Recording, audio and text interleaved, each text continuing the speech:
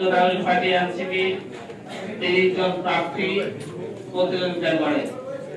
সেখানে বিভিন্ন সূক্ষ্ম কারচুপি এবং বিভিন্ন কারচুপির মাধ্যমেও কারচুপির পরেও আমাদের 6 জন প্রার্থী এই নির্বাচনে বিজয়ী হয়ে সংসদ সদস্য হিসেবে শপথ গ্রহণ করে। আমি আজকে অফিসিয়ালি জাতীয় নাগরিক পার্টি এনসিপির একজন সংসদ সদস্য হিসেবে আজকে অফিসিয়ালি প্রথম প্রেস ব্রিফিং এ উপস্থিত হয়েছি। সেই জায়গা থেকে এই রাজনীতির আমার নিজের কিছু অভিজ্ঞতা আমি প্রথমেই আপনাদের কাছে তুলে ধরতে চাই। আমি একজন প্রার্থী হিসেবে বাংলাদেশের ইতিহাসে সর্বকনিষ্ঠ একজন সংসদ সদস্য হিসেবে সর্বকনিষ্ঠ সংসদ সদস্য হিসেবে নির্বাচিত হয়েছি। আমাদের যাত্রায় আমরা যে প্রতিবন্ধকতা মুখোমুখি হয়েছি, যে সন্ত্রাসী কিংবা রাজনৈতিক দস্যুতা আমাদেরকে মোকাবেলা করে এখানে আসতে হয়েছে, সেটা হয়তো বাংলাদেশের অনেক মানুষই জানেন না। আমি বাংলাদেশের সেই প্রত্যন্ত অঞ্চল নোয়াখালীর হাতিয়ার দিক থেকে নির্বাচিত হয়ে এসেছি, 6 আসন থেকে।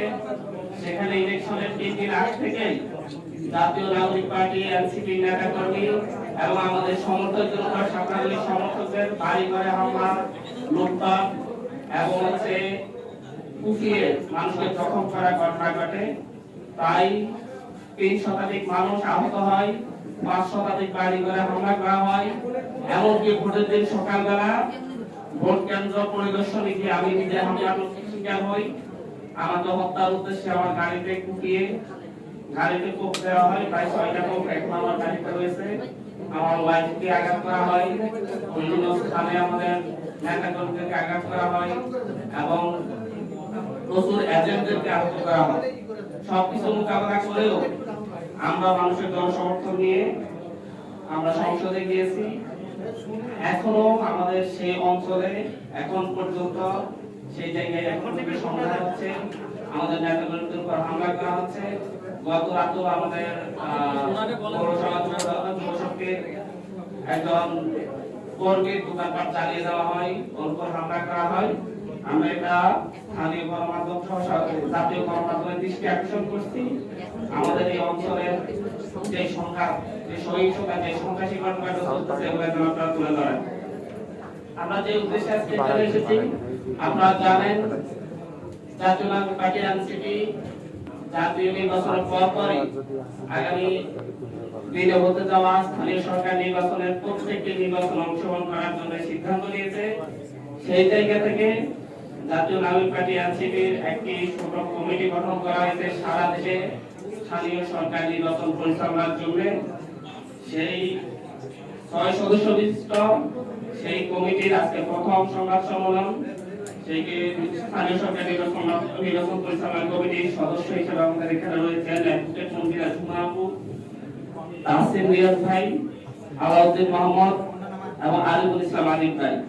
আর সদস্য হিসেবে আছি আমি আব্দুল হান্নান মাসুদ, চেয়ারম্যান হিসেবে আছেন আমাদের মোহাম্মদ সাজিদ আলম ভাই।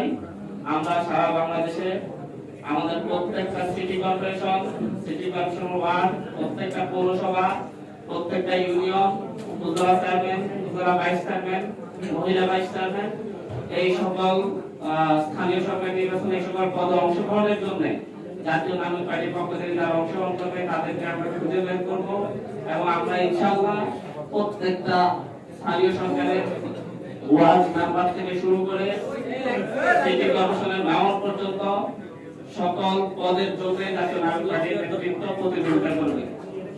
এই এখন স্থানীয় সরকার নির্বাচন পরিচালনা কমিটির চেয়ারম্যান মোহাম্মদ সাজিদ আলম, উনি আপনাদের সামনে আমাদের পরিকল্পনা